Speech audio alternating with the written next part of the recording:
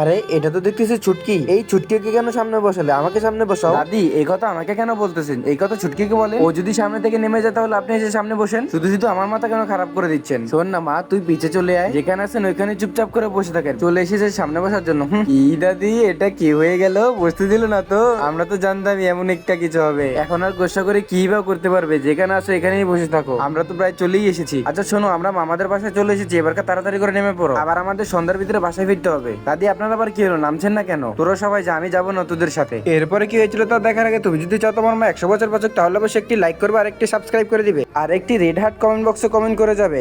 হ্যাঁ হ্যাঁ ঠিক আছে, আপনি এখানেই বসে থাকুন, আপনাকে আবার ডাকতেছেই বাকে। এই তোমরা সবাই নেমে পড়ো। আমাকে রেখে চলে গেলি তো, দাঁড়া তোদের সবাইকে দেখাচ্ছি মজা আমি এখন। গাড়ির যতগুলো তেল আছে সবগুলো সরিয়ে নি, দেখি ওরা এই গাড়িতে করে কিভাবে বাসায় ফিরে যায়।